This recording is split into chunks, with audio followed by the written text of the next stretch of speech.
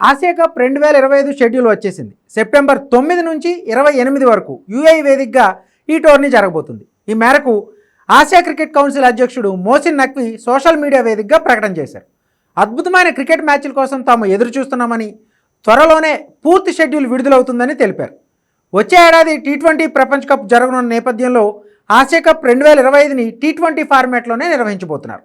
ఈసారి మొత్తంగా 8 జట్లు ఆసియా కప్లో పాల్గొంటున్నాయి. ఇందులో Bharat, Pakistan, Sri Lanka, Afghanistan, Bangladesh, UAE, Hong Kong, Oman జట్లు ఉన్నాయి.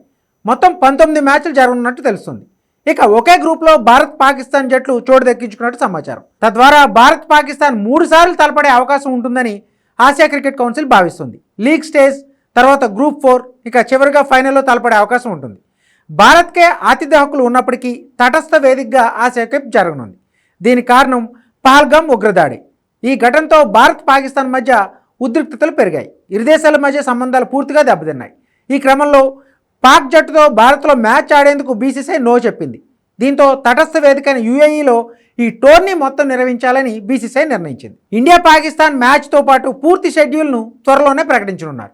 రోహిత్ శర్మ కెప్టెన్సీలో 2023లో టైటిల్ గెలుచుకున్న భారత్ ప్రస్తుతం ఆసియా కప్లో డిఫెండింగ్ ఛాంపియన్గా బరిలోకి దిగుతుంది. మరోవైపు 2026 ఫిబ్రవరిలో ఐసీసీ టీ20 ప్రపంచ కప్ జరగనుంది. భారత్, శ్రీలంక సంయుక్తంగా నిర్వహించనున్న ఐసీసీ టీ20 ప్రపంచ కప్ ముందు సన్నాహక టోర్నమెంట్గా ఆసియా కప్ ఉపయోగపడనుంది.